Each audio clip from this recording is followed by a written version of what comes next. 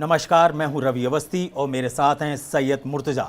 सिर्फ 72 घंटे के अंदर ईरान युद्ध इतना खूनी और भयानक हो चुका है जिसकी आप उम्मीद भी नहीं कर सकते। सिर्फ 72 घंटे के अंदर हालात ये हो गए हैं कि ईरान के परमाणु ठिकानों पर सीधा हमला होने लगा है और ऐसी खबरें हैं कि IAEA ने सीधा बोला है कि ये एक परमाणु विनाश हो सकता है जो ईरान से शुरू होगा। सिर्फ 72 घंटे के युद्ध के अंदर ट्रंप इतना ज़्यादा बौखला गए हैं कि वो ब्रिटेन के ऊपर सीधा हमला करते हुए बोल रहे हैं कि तुम्हारी वजह से मेरा ऑपरेशन एपिक फ्यूरी जो है वो बुरी तरीके से डगमगाया है, सिर्फ तुम्हारी वजह से। तो ब्रिटेन के ऊपर जो अमेरिका का गुस्सा दिखाई दे रहा है वो साफ बताता है कि अमेरिका को इतना अंदाज़ा नहीं था कि ईरान बेहताशा हमले इस तरीके से कर देगा। सिर्फ 72 घंटे के अंदर आप मान के चलिए कि 11 से 12 जो मिडिल ईस्ट के देश हैं, जिसको हम पश्चिमी एशिया के देश बोलते हैं, वहाँ तक उसने दनादन मिसाइलें दागी हैं। और हैरानी की बात है कि लगभग 15 से 20% जो उसकी मिसाइलें हैं वो बहुत सटीक तरीके से हिट कर रही हैं। और कई जगह तो ऐसा हुआ है कि जो इनके थार्ड और पैट्रियट मिसाइल सिस्टम जो थे उसको बुरी तरीके से चकमा दिया है, जिसको बोलते हैं झांप देना। हिंदी में एक वर्ड होता है झांप, किसी के आगे हाथ कर दो तो वो लकपकाया जाता है, उस तरीके से झांप दी गई है मिसाइलों के थ्रू। तीसरी इंपॉर्टेंट बात यह है कि खामनेई के जाने के बाद ये माना जा रहा था कि ईरान पूरी तरीके से टूट जाएगा, लेकिन ईरान ऐसा लग रहा है कि पूरा ईरान जो है वो खामनेई बन चुका है। मैं सैयद मुर्तज़ा के पास सबसे पहले जाऊंगा। मुर्तज़ा, मुझे सबसे पहले ये बताइए कि अभी जो थोड़ी देर पहले हम लोग तेहरान में तबाही की तस्वीरें देख रहे थे, वो क्या एक बहुत बड़ा फ्रस्ट्रेशन है ट्रंप और नेतन्याहू का? देखिए, वो एक कारपेट बॉम्बिंग है और तेहरान के उस इलाके में की गई है जो बहुत ज़्यादा आबादी वाला इलाका है। अब एक आबादी वाले इलाके में क्या कोई हाई प्रोफाइल टारगेट है जिसको ख़त्म करने की कोशिश की गई है? अभी हमें इस धमाके का रिजल्ट क्या है, क्या नतीजा है, हमें नहीं मालूम, कोई खबर अभी नहीं आई है। लेकिन ये बहुत बड़े धमाके हुए हैं और ये उसी तरह के बम इस्तेमाल किए गए हैं जो इजराइल ने हसन नसरल्ला को मारने के दौरान किए गए थे, या गाज़ा में जब इस बहुत बड़ी जो अटैक हुए हैं। ये जेडएम बम होते हैं जो अमेरिका से सप्लाई किए गए हैं और ये कई फीट गहराई में जाकर ये एक तरह से बंकर बस्टर का रोल निभाते हैं और बहुत बड़ी तबाही करते हैं। पूरी पूरी इमारत ढह जाती हैं इन बमों के धमाके से। तो ये बमबारी जो है वो तेहरान में की गई है और इस बमबारी का मकसद है कि ईरान को ये समझाने की कोशिश है कि अमेरिका या फिर इजराइल जो है इस युद्ध में पीछे हटने वाला नहीं है। लेकिन जैसे कि हमें जो खबरें आ रही हैं वो ये कि इस वक्त ट्रंप जो है वो काफ़ी वाकई बहुत फ्रस्ट्रेशन में है। उनके जो सेनाध्यक्ष हैं वो उन्हें बार बार ये सलाह दे रहे हैं कि आप जिस जंग में उतर गए हैं उसमें नुकसान होना तय है। और सबसे बड़ी बात ये देख लीजिए कि इस वक्त अमेरिका जो है, ट्रंप जो है, उनके जो सलाहकार हैं उन्हें बहुत अच्छी सलाह दे रहे हैं, लेकिन ट्रंप किसकी सलाह मान रहे हैं? उनका जो सही में जो सलाहकार जो बैठा हुआ है वो तेल अवीव में बैठा हुआ है। अच्छा, एक चीज़ आपको मैं 2-3 मुख्य खबरें पहले बता दूं।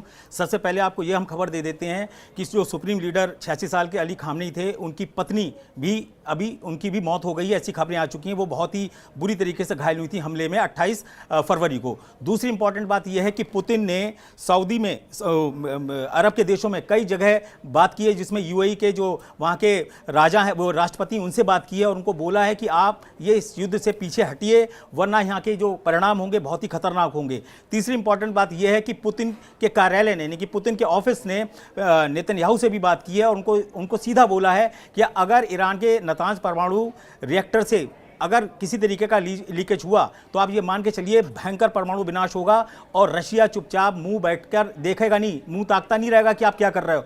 तीसरी सीधी चेतावनी अमेरिका और इजराइल को रशिया ने दी है कि अगर हमारे बुशर प्लांट, जो ईरान के अंदर इकलौता ऐसा एक प्लांट है, न्यूक्लियर प्लांट है जहां से परमाणु ऊर्जा के रूप में बिजली उससे बनाई जाती है, उस पर अगर अटैक हुआ तो रशिया सीधी जंग में कूद सकता है या उसके खिलाफ कोई बड़ा एक्शन ले सकता है, ऐसा रशिया की तरफ से क्लियर कट बोल दिया गया है। तीसरी इंपॉर्टेंट बात यह है कि सिर्फ 5 घंटे के अंदर ये खबरें सामने आ रही हैं कि ईरान ने अपनी 1500 मिसाइलें सिर्फ आज ही 24 घंटे के अंदर दागने का फैसला किया है। वो आपको हम पूरा डिटेल बताएंगे कि किस किस तरीके से कैसे कैसे मिसाइलें दागी जाती हैं और उसके पीछे का क्या प्रोसेस होता है, क्यों एक बार में 1500 मिसाइलें नहीं दागी जा रही हैं, क्यों 100, 150, 300 या 500 मिसाइलें एक साथ दागी जा रही हैं, ये हम आपको बताएंगे। लेकिन अभी की इंपॉर्टेंट बात यह है कि कतर, सऊदी अरब, जो बहरीन, ये वो ऐसे देश हैं जहाँ अमेरिका के सारे अड्डों के ऊपर भीषण हमले हुए हैं और उसके जो फुटेज आ रहे हैं उसे देखकर वो हैरान है। सबसे ज़्यादा जो फ्रस्ट्रेशन आया है ट्रंप को, जो उन्होंने बोला है कि मैं जानता हूं कि अभी हमारे 3 सैनिक अमेरिकी सैनिक मारे गए हैं,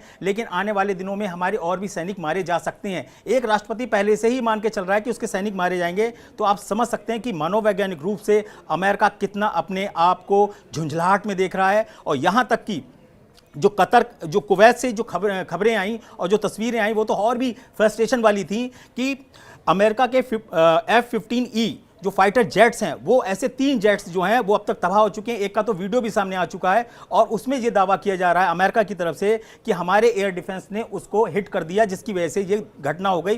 कुल मिलाकर 3 F-15E जेट उनके तबाह हो चुके हैं। मुर्तजा, मैं अब आपसे पहले ये पूछूंगा कि जो खाड़ी के देश हैं, मिडिल ईस्ट के देश हैं, वहाँ पर इतना ईरान हमला क्यों कर रहा है और इजराइल से ज़्यादा वो उन जगहों पर टारगेट क्यों कर रहा है? इसके पीछे का मकसद क्या है? दूसरा, मैंने एक अनुमान उस पर अभी रिसर्च की है तो ये पता चला है कि ईरान से लेके और जितने भी देशों पे हमले कर रहे हैं उसकी सबसे कम दूरी है 700 किलोमीटर और सबसे दूरी जो हवाई दूरी है वो है 1800 किलोमीटर। तो 1800 किलोमीटर दूर तक ईरान की मिसाइलें दंदनाती हुई जा रही हैं, ड्रोन दंदनाते हुए जा रहे हैं, अटैक कर रहे हैं। ये कैसे संभव हो रहा है? देखिए, अभी आपने F-15 की बात की और F-15 3 विमान गिरे हैं। अमेरिका कह रहा है कि ये फ्रेंडली फायर है।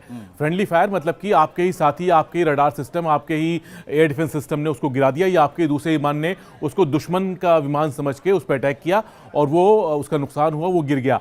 लेकिन क्या ये सच है? एक गलती हो सकती है, 2 गलती हो सकती है, 3 ब्लंडर कौन करेगा? अगर 3 ब्लंडर हो रहे हैं तो इसका मतलब दाल में कुछ काला है। और बहरीन जहां पर है, मनामा जहां पर है, वो जगह ईरान की ज़मीन से करीब करीब 150 किलोमीटर के आसपास की दूरी है। और अगर आप देखें तो ईरान का जो long range air defence system है, एक है सैयाद 3 जो इन्होंने हाल में ही तैयार किया है, बहुत मॉडर्नाइज सिस्टम है, उसकी रेंज भी 150 से 200 किलोमीटर है। क्या ये तीनों जहाज़ जो हैं सैयाद 3 का शिकार बने हैं? दावा किया जा रहा है कि ईरान के एयर डिफेंस सिस्टम जो है वो नाकाम हो चुके हैं और वो पहले ही जो है उसको ख़त्म कर दिया गया है।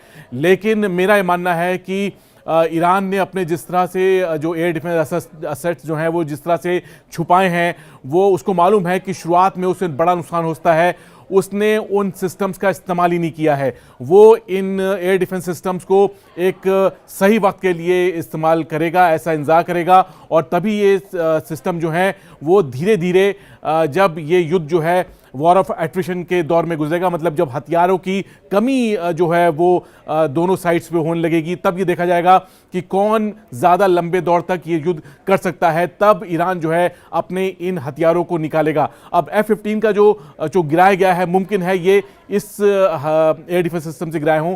दूसरा सवाल ये है कि आपके ईरान जो है इन इलाकों में हमला क्यों कर रहा है? ईरान ने कतर में अल उदैद एयरबेस पे FPS 132 नाम का रडार जो है वो पहले दिन ही उसका उड़ा दिया था। अब ये रडार, आप मैं इसको समझाऊंगा आपको कि ये रडार क्यों बहुत ज़्यादा ज़रूरी था ईरान के लिहाज से कि इसको उड़ा दिया जाए। ये रडार जो है 5000 किलोमीटर की रेंज रखता है। 5000 किलोमीटर इसका मतलब है कि ये आधी दुनिया कवर कर रहा है करीब। और इस रडार के ज़रिए पिछले साल भी जब ईरान मिसाइल दाग रहा था इजराइल के ऊपर और अमेरिका शुरुआत में शामिल नहीं था डायरेक्ट, तब इसी रडार से जो डेटा था ईरान की मिसाइल्स का वो इजराइल को पहुंचा था और वहां तब वो मिसाइल की ट्रेजेक्ट्री को फॉलो करके उसको गिराया जा रहा था। इस बार ईरान ने इस रडार को ख़त्म कर दिया है। ऐसा ही एक रडार जो है वो UAE में भी है और मेरे ख्याल से या तो उसको नुकसान पहुंचा है या मेरे ख्याल से वो भी टारगेट पर रहेगा या फिर उड़ा दिया गया होगा। इस तरह के जो असेट्स जो हैं, जो डिफेंस असेट्स जो हैं, उसको ख़त्म करना ईरान की प्राथमिकता है। यही काम वो बहरीन में कर रहा है, यही काम वो कुवैत में कर रहा है और यही काम उसने इराक के एरबिल में किया, जो एक बहुत बड़ा निगरानी अड्डा था इराक के अंदर, जो ईरान के उत्तरी इलाके में देखता था। तो उसने फर्स्ट लेयर ऑफ जो डिफेंस था, मैं कहूँगा इजराइल के लिहाज से, वो ईरान ने करीब करीब खत्म कर दिया है। अब उसका अगला टारगेट जो होगा वो इजराइल होगा और वहां पे वो उस वक्त अपनी उन मिसाइलों को दागेगा जिन्हें रोकना नामुमकिन साबित होगा। एक चीज़ तो बिल्कुल क्लियर है कि ईरान को भीषण नुकसान हो चुका है। सुप्रीम कमांडर मारे जा चुके हैं, 48 से ज़्यादा, उनको मिला के 48 से ज़्यादा टॉप कमांडर्स और उनके नेता मारे जा चुके हैं। कोई भी नहीं बचा, ऐसा अमेरिका और इजराइल को की तरफ से दावा किया जा रहा था। लेकिन आप मजा देखिए कि एक के पीछे एक सीरीज निकलती चली आ रही है। राष्ट्रपति मसूद पेजेश्किन बोल रहे हैं कि हम युद्ध रोकने को बिल्कुल भी तैयार नहीं, हम फाइनल करेंगे। वहां के जो एनएसए का दर्जा रखते हैं अली लारीजानी, उन्होंने क्या बोला कि हम जंग से ही अब फैसला करेंगे और आखिरी दम तक हम लड़ेंगे।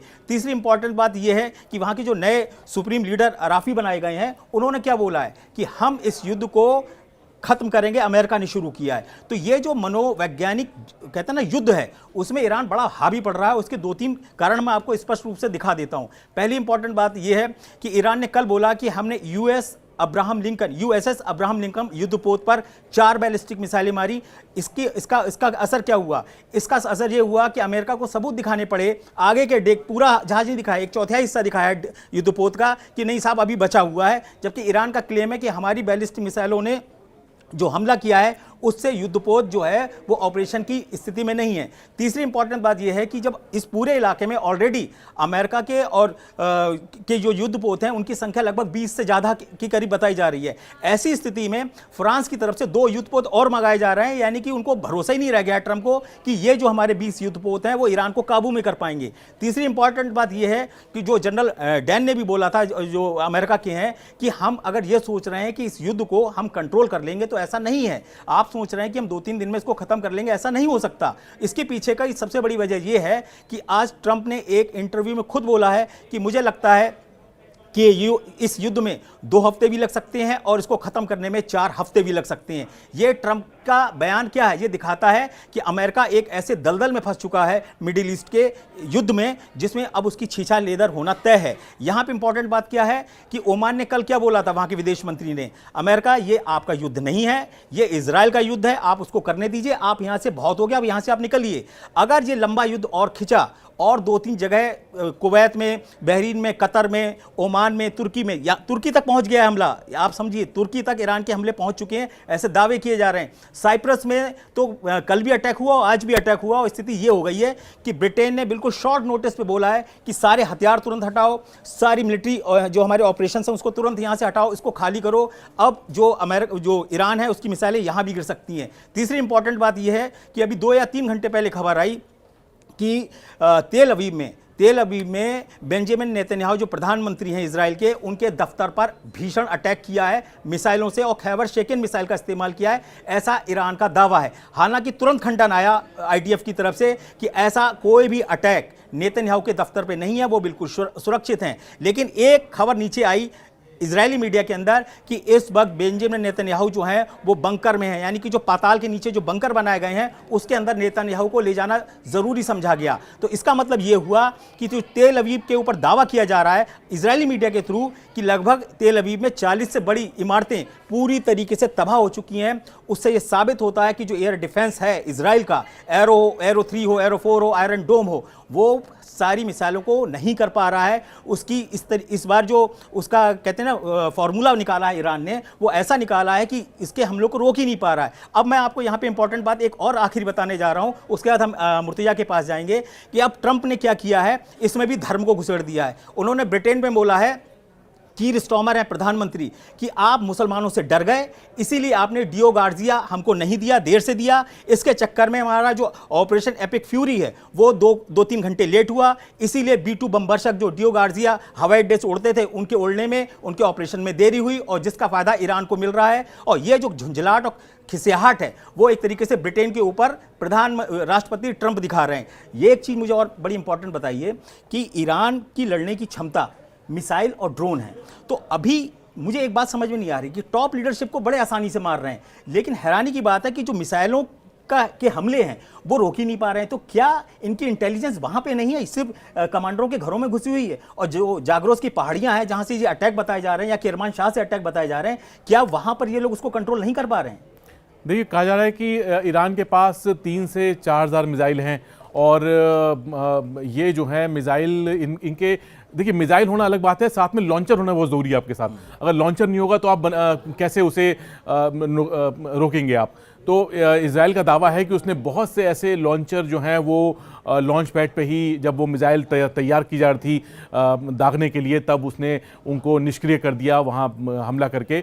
लेकिन ये है कि आपने बहुत सही बात कही कि जो कमांडर्स को मारना आसान हो रहा है, लेकिन जो मिसाइल जो साइट्स हैं वहाँ पर इजराइल या फिर अमेरिका जो है बहुत ज़्यादा नुकसान नहीं पहुँचा रहे। तो इसका ये है कि देखिए, ईरान को ये बात तो सब जानते हैं, समझते हैं कि ईरान को जो इस वक्त नुकसान हुआ है, जो अली खामनेई की हत्या हुई है, उसके पीछे ईरान की कमी ये है कि जो इनकी इंटेलिजेंस जो है, या फिर उसमें कई लोग ऐसे हैं जो जिसका जिक्र अहमदीनेजाद, जो उनके पूर्व राष्ट्रपति थे, जो इस हमले में उनकी भी हत्या हुई। इस युद्ध के दौरान जो है बहुत सी इंफॉर्मेशन ऐसी है जो इजराइल या फिर अमेरिका, इनकी इंटेलिजेंस एजेंसीज के पास हैं, इसलिए ये बहुत ज़्यादा सटीक तरीके से हमला कर पा रहे हैं। और जैसे कि हमने शुरुआत में कहा कि आज जो धमाका हुआ है तेहरान में, जो कॉर्बेट बॉम्बिंग हुई है एक रिहायशी इलाके में। एक बार जरा कॉर्बेट बॉम्बिंग थोड़ा हमारे दर्शकों को समझाइए, कॉर्बेट बॉम्बिंग का मतलब क्या है, और इसमें क्या B-2 बम यूज हुए होंगे, या किस टाइप के F-35 यूज हुए होंगे, या F-15 या F-16 सीरीज के होंगे, ये किस तरीके से की गई होगी? देखिए, कॉर्बेट बॉम्बिंग ये होती है कि आप एक सीमित जगह में आप उसको जैसे कालीन जैसे बिछाते नहीं है, दरी बिछाते हैं, जैसे आप वैसे ही आप बम को बिछा दें। बिल्कुल। और इसके लिए होता है कि आप हैवी बॉम्बार्डमेंट करते हैं और बमों की एक लेयर जो होती है उस इलाके में आप उससे हमला करते हैं। और ये इस तरह के हमले जो होते हैं वो आमतौर पे बड़े बॉम्बर से होते हैं।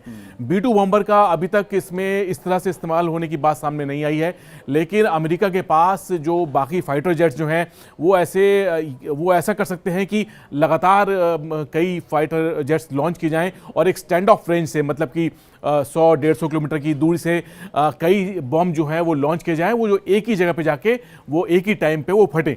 तो इस तरह से कारपेट बॉम्बिंग जो है अंजाम दी जाती है। और इस तरह की बॉम्बिंग पहले इराक में काफ़ी हो चुकी है, अफगानिस्तान में हो चुकी है, और ईरान में, तेहरान में ये पहली बार देखी गई है।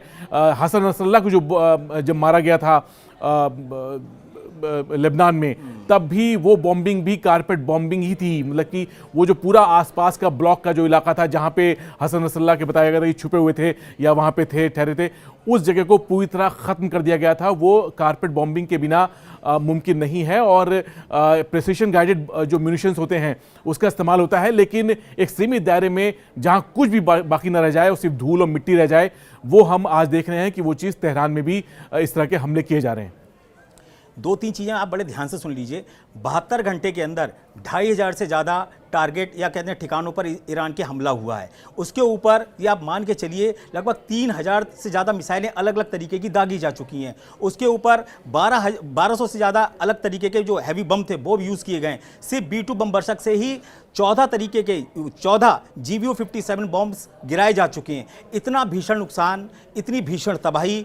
31 प्रांत हैं ईरान के अंदर, उसमें से उसके 133 शहरों के ऊपर बम्बारमेंट और हमले हो रहे हैं। लेकिन अब मजे की बात देखिए, अभी तक ईरान की सड़कों पर जनता निकली ही नहीं है कि खामनेई शासन का अंत करो, जिसके बारे में ये पूरा ऑपरेशन उसी बेस पे बनाया गया था। उसमें ये प्लान ये हुआ था नेतन्याहू और ट्रंप का कि जब हम अटैक करेंगे तो जनता के दिल से भय निकल जाएगा, उनकी बहुत बड़ी जो लीडरशिप है वो खत्म हो जाएगी और जनता सड़कों पे आएगी और हम रजा पहलवी को वहां का सुप्रीम कमांडर बना के या सुप्रीम लीडर बना के पेश कर देंगे। लेकिन सब का सब प्लान धुआं का धुआं हो गया, कोई जनता निकली नहीं रही है। पश्चिमी तेहरान पूरा खाली हो चुका है। ईरान ने खुद बोल दिया कि तेहरान खाली कर दो, हम यहाँ आर पार की जंग करेंगे। कुल मिलाकर जो वहां की लीडरशिप बची हुई है वो इस तरीके से है कि सब लोग अब खामनेई के रूप में ही डिसीजन ले रहे हैं। उसमें कुछ भी ऐसा रद्दोबदल नहीं नजर आ रहा है जिससे ये लगे कि ईरान जरा भी झुकने को तैयार है। और यही फ्रस्ट्रेशन अमेरिका और इजराइल पर हावी हो रही है और इसी का दबाव अब रशिया और चीन की तरफ से आ रहा है। पुतिन ने तो सीधा बोला है कि अगर हम देख रहे हैं, अगर 2-4 कहते हैं ना दिन के अंदर आपने इसको नहीं खत्म किया तो हम कुछ बड़ा एक्शन लेंगे। और पुतिन ने एक बड़ा अजीब तरीके का बयान दिया है कि हम लगातार ईरान के संपर्क में हैं, हमने ईरान को अकेले नहीं छोड़ा है। इसके बहुत मायने हैं, हम पहले भी बता चुके हैं कि खुफिया जानकारी, खुफिया इनपुट रशिया की तरफ से मिल रहे हैं। ये जो F-15E गिरे हैं ये कोई साइबर अटैक का शिकार तो नहीं हुए, ऐसे भी सवाल मीडिया में आने लगे हैं। ऐसा नहीं हो सकता। मुर्तजा ने भी बोला था कि आप एक गलती करेंगे, 2 करेंगे, 3 गलती नहीं हो सकती, वो भी इतने कीमती और प्रीशियस जेट्स को लेके। हम इस चर्चा को विराम देने की तरफ बढ़ रहे हैं, लेकिन मैं कमेंट लेना चाहूँगा। ये मुझे बताइए कि ईरान की आने वाली जो कहते हैं ना 2-3 दिन की जो जंग होगी वो कितनी इंपॉर्टेंट है, और ईरान को इस युद्ध को जीतने के लिए अब करना क्या पड़ेगा, उसकी स्ट्रेटेजी क्या हो सकती है? देखिए, रीजनल वॉर की बात की थी खामनेई ने, और रीजनल वॉर का मतलब है कि इसमें पूरा इलाका जो है वो एक तरह से इस युद्ध की चपेट में होगा। साइप्रस का आपने, मैं अभी बताना चाह रहा था कि साइप्रस का आपने जिक्र किया कि साइप्रस पे हमला हुआ है, वहां पे अड्डे खाली किए गए हैं। अब साइप्रस इतना महत्वपूर्ण क्यों है? साइप्रस जो है भूमध्य सागर में एक देश है जो टापू के रूप में है, और ये वो जगह है जो जिस पर कुछ इलाके पे तुर्की का कब्जा है, कुछ इलाका ग्रीस के कंट्रोल में है, और यहाँ पर ब्रिटेन के मिलिट्री बेस हैं। ये वो जगह है जहां पर एक ऐसा रडार लगाया गया है, साइप्रस में एक जगह है लिमासोल, जो मतलब कि इसकी राजधानी भी है, और यहां पर एक ऐसा रडार लगा हुआ है जो उसी तरह निगरानी रखता है आसपास के इलाके की, जो जैसे कतर में जो रडार मारा गया है या उसको तबाह किया गया है, वैसे ही रडार वहां पर है, और वो निगरानी करता है पूरे क्या कहते हैं, ये तुर्की और आसपास रूस का ब्लैक सी आसपास के इलाके पे वो रडार नजर रखता है, और इसे बहुत ही स्ट्रेटेजिक प्लेस माना जाता है अमेरिका की निगरानी के, अमेरिका और यूरोप की निगरानी के लिहाज से। मेरे ख्याल से अगर ये साइप्रस पे आगे हमले होते हैं तो मेरे ख्याल से इस रडार को नुकसान पहुंचाने की कोशिश की जाएगी, और ये रडार को नुकसान पहुंचता है तो समझ लीजिए किसको फायदा होगा। ठीक ठीक।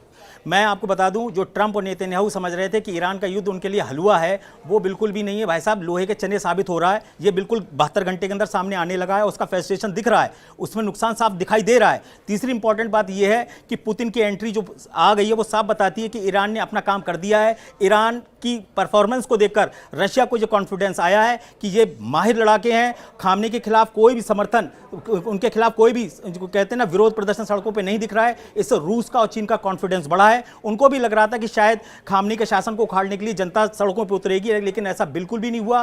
तीसरी इंपॉर्टेंट बात यह है कि जो ट्रंप को भरोसा दिलाया गया था कि एक बहुत बड़ा विद्रोह होगा सड़कों पे, वो कुछ भी नहीं हुआ। कुल मिलाकर यह है कि पूरा ईरान जो है वो एकजुट हो गया है और मरने मारने पे उतारू हो गया है। अगले 24 और 26 घंटे के अंदर मुझे ऐसा लग रहा है कि कुछ खबरें ऐसी आएंगी जो आपको हैरान कर देंगी, क्योंकि ट्रंप ने खुद बोल दिया है कि अभी हमारे कुछ लोग और भी हमारे सैनिक मारे जा सकते हैं या हमको नुकसान उठाना पड़ेगा, क्योंकि रक्षा मंत्री हैं जो अमेरिका के, वो भी ये बोलने लगे कि जहां से हम पे हमला होगा हम वहां पे हमला करेंगे। इसका मतलब ये है कि कुछ ना कुछ बड़ा पक चुका है और ये जो युद्ध है ये खोलने लगा है। और रवि, जो मैं ये बात मैं उसका जिक्र करना चाहूँगा जो आपने भी कही, जो आपने हम चर्चा कर रहे थे कि जिंदा खामनेई इतने खतरनाक नहीं थे, मरने के बाद खामनेई जो हैं वो बहुत ज़्यादा खतरनाक हो गए हैं।